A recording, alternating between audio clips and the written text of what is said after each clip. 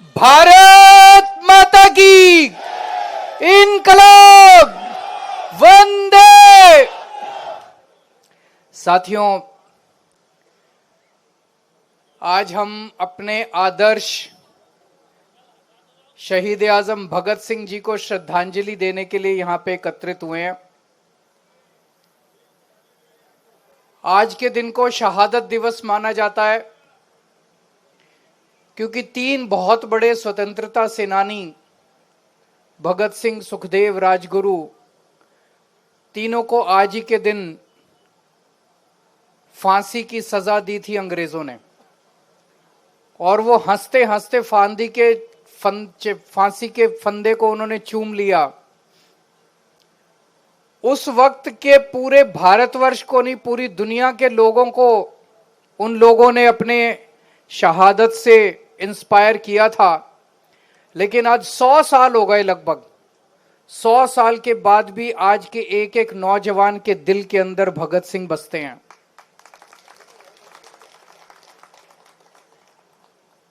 हमने भगत सिंह को और बाबा साहब अंबेडकर को अपना आदर्श माना है।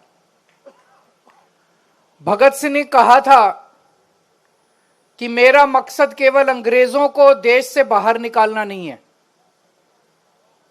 मेरा मकसद एक नया समाज गठित करना है जहां सबको बराबरी का अधिकार हो, गरीबों को उनका हक मिले, कोई गरीब ना रहे, सबको अच्छी शिक्षा मिले, अच्छी स्वास्थ्य सेवाएं मिले, सबको बरा जाति धर्म की भेदभाव नहीं होना चाहिए। उन्होंने कहा था कि अगर हमने ऐसे समाज का निर्माण नहीं किया तो अंग्रेजों के बाद ये गोरे अंग्रेज चले जाएंगे और काले अंग्रेज आके बैठ जाएंगे। उनको पता था कि ये होने वाला है। सोचो, उन्होंने 100 साल पहले बोल दिया था और आज हमारे देश के अंदर वही हो रहा है। जो जो सपने स्वतंत्रता सेनानियों के मन में थे और जिन सपनों के लिए उन लोगों ने अपनी जान की कुर्बानी दे दी, इतने अत्याचार बर्दाश्त किए, आज उनका एक भी सपना पूरा नहीं हो रहा। एक भी उल्टी दिशा में गंगा बहनी चालू हो गई है। मैं आपको एक छोटा सा उदाहरण देना चाहता हूं। बस बात बहुत छोटी है लेकिन संकेत बहुत बड़ा है। आप लोगों ने एक किताब है, पढ़ी है कि नहीं पढ़ी मुझे नहीं पता, एक भगत सिंह जी के पत्र, भगत सिंह जी ने जो जेल से चिट्ठियां लिखी थी, उन्होंने अपने पिताजी को चिट्ठी लिखी थी, उन्होंने अपने साथियों को चिट्ठियां लिखी थी, उन्होंने जेल से कई लोगों को चिट्ठियां लिखी थी। और वो चिट्ठियां जेल से जब बाहर जाती थी तो बकायदा अंग्रेज अधिकारी उसको सेंसर करके पढ़ के और फिर बाहर भेजते थे। और उन चिट्ठियों को अगर आप पढ़ें तो उसमें काफी विस्फोटक मटेरियल होता था, अंग्रेजों के खिलाफ काफी कुछ लिखा होता था। फिर भी अंग्रेज उन चिट्ठियों को उसके साथियों, उनके साथियों के पास भी भेजते थे, पिताजी के पास भी भेजते थे, उनके रिश्तेदारों के पास भी भेजते थे। जब मैं जेल गया, मैंने एक चिट्ठी लिखी एलजी साहब को, 2 लाइन की चिट्ठी। जब मैं जेल में था, मैं मुख्यमंत्री था, मैंने इस्तीफा नहीं दिया था। तो जब 15 अगस्त का समय आया तो 15 अगस्त के मौके पे मुख्यमंत्री झंडा फहराता है। तो मुझे चिंता हुई कि 15 अगस्त को इस बार कौन झंडा फहराएगा। तो एलजी साहब को मैंने एक चिट्ठी लिखी कि एलजी साहब, इस बार 15 अगस्त को चूंकि मैं जेल में हूं, मैं झंडा नहीं फहरा पाऊंगा, इसलिए हमारी मंत्री आतिशी जी को झंडा फहराने के लिए इजाजत दी जाए। बस, इसमें तो कोई आतंकवाद नहीं है, इसमें तो कोई मैं भड़का नहीं रहा किसी को, कोई गलत बात नहीं है इसमें। तो ये सिंपल सी चिट्ठी थी। ये चिट्ठी मैंने जेल के सुपरिंटेंडेंट को दे दी। मैंने कहा, जी इसको देख लो, चिट्ठी को वेट कर लो, सेंसर कर लो और एलजी साहब तक पहुंचा दो। वो चिट्ठी एलजी साहब को नहीं पहुंचाई गई और मेरे को अगले दिन शो कॉज नोटिस मिला कि आपको हिम्मत कैसे हो गई ऐसी चिट्ठी लिखने की। क्यों ना शो कॉज कर दिए मिला गया, क्यों ना आपकी जेल में मिलने वाली सुविधाएं बंद कर दी जाएं। मैं सोच रहा था यार, इसलिए आजादी की लड़ाई लड़ी थी क्या? अंग्रेजों ने भगत सिंह जी को हर किस्म की चिट्ठी लिखने की आजादी दी। सारी चिट्ठियां पढ़ना, वो किताब बड़ी शानदार, मैंने जेल में पढ़ी थी भगत सिंह की चिट्ठियों की किताब, जो उन्होंने जेल से चिट्ठियां लिखी थी बाहर। उनको सारी चिट्ठियां लिखने की आजादी अंग्रेजों ने दी थी। मैं 2 लाइन की चिट्ठी मैंने एलजी साहब को लिखी, वो भी एक तरह से फॉर्मेलिटी वाली चिट्ठी थी। उस चिट्ठी के एवज में मेरे को शो कॉज नोटिस जारी कर दिया। अरे तो तुम तो अंग्रेजों से भी बदतर हो यार। क्या इसलिए देश की आजादी लड़ी थी? आज भगत सिंह की आत्मा अगर आसमान में होगी तो वो क्या सोच रही होगी, आंसू बहा रही होगी भगत सिंह। इसीलिए मैं फांसी चढ़ा था। भगत सिंह सोच रहे होंगे इसीलिए फांसी चढ़ा था मैं। हमारे पार्टी ने निर्णय लिया कि हमारे 2 आदर्श हैं, बाबा साहब अंबेडकर और शहीद आजम भगत सिंह। हमने मेरे घर पे, जहां मैं कमरे में बैठता हूं, मेरे घर पे भी जितने लोग आते हैं दोनों की फोटो लगी हुई है। घर पे भी जितने हमारे दिल्ली सरकार में दफ्तर थे सबके ऊपर उनकी फोटो थी। पंजाब में जितने दफ्तर हैं सब में, हर दफ्तर में भगवंत मान साहब के, सारे मंत्रियों के सारे दफ्तरों के अंदर उन दोनों की तस्वीरें हैं। दिल्ली में सरकार बनने के बाद सबसे पहला काम नई सरकार ने क्या किया? उन दोनों की तस्वीरें हटाने का काम किया। जैसे सबसे बड़ा काम यही था। हम लोग तो सोच रहे थे सरकार बनने के 24 घंटे में वो कहेंगे कि 2,500 रुपए का ऐलान करेंगे, सिलेंडर देंगे, कुछ कर।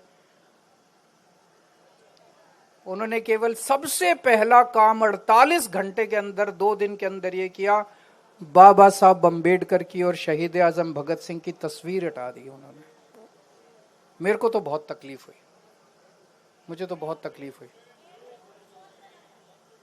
उनकी जगह उन्होंने अपने नेताओं की तस्वीर लगा दी। मैं आपसे पूछना चाहता हूं कि क्या शहीद आजम भगत सिंह और बाबा साहब अंबेडकर से बड़ा इस देश के अंदर कोई बलिदानी हो सकता है, बलिदान देने वाला हो सकता है? जिन्होंने देश की आजादी के लिए इतनी बड़ी कुर्बानियां दी, इतने संघर्ष दिए, उनको हम इस तरह से भूल जाएंगे, उनकी तस्वीरें हटा देंगे? जब हम लोगों ने ये तस्वीरें लगाई थी, जब ऐलान किया था, निर्णय लिया गया था आज से कुछ साल पहले, तो कांग्रेस पार्टी ने और उनके समर्थकों ने हमारी बड़ी निंदा की थी। उन्होंने कहा था इन्होंने गांधी जी की तस्वीर नहीं लगाई, गांधी जी का अपमान किया, गांधी जी की तस्वीर नहीं लगाई। लेकिन जब बीजेपी वालों ने इन दोनों की तस्वीरें हटाई तो कांग्रेस कुछ नहीं बोली। मुझे बड़ी तकलीफ हुई। तो उनको ना तो गांधी जी से प्यार है ना इनसे प्यार है। ये तो घालमेल चल रहा है इन दोनों के बीच में, है कि नहीं है? इनको किसी से प्यार नहीं है।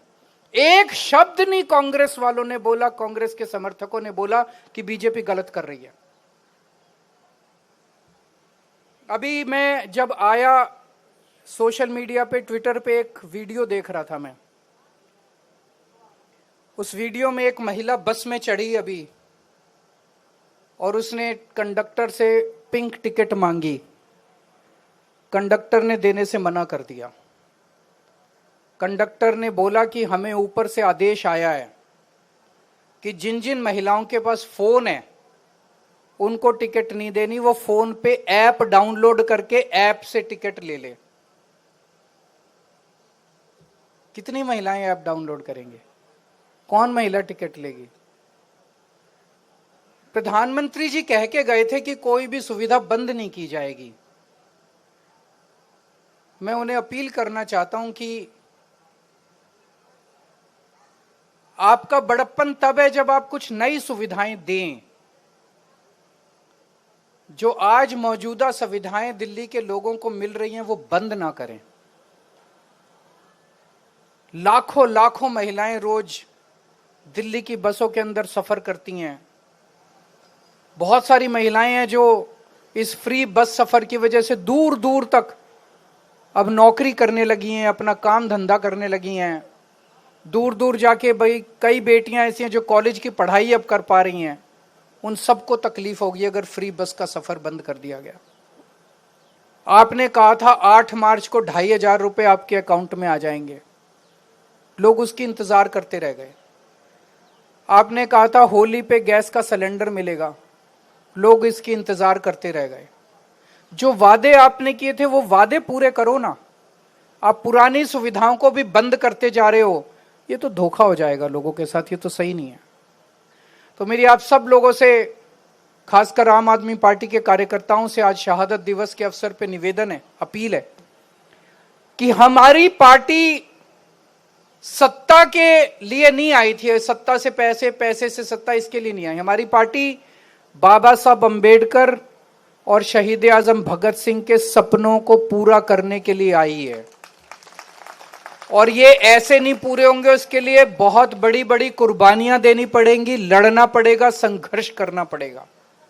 और आज हमारी पार्टी का एक एक कार्यकर्ता वो संघर्ष कर रहा है, चाहे वो सड़क पे कर रहा हो, चाहे असेंबली के अंदर बैठ के कर रहा हो, चाहे संसद के अंदर जब संजय सिंह दहाड़ते हैं तो पूरा देश सुनता है उनको कि किस तरह से ये संघर्ष करते रहना पड़ेगा हम लोगों को। और मैं पूरी तरह, मुझे विश्वास है कि जब आज के दौर का इतिहास लिखा जाएगा तो ये लिखा जाएगा कि केवल आम आदमी पार्टी थी जिसने इन क्रूर शासकों के खिलाफ संघर्ष किया और लड़ाई लड़ी थी। बाबा साहब अंबेडकर, शहीद आजम भगत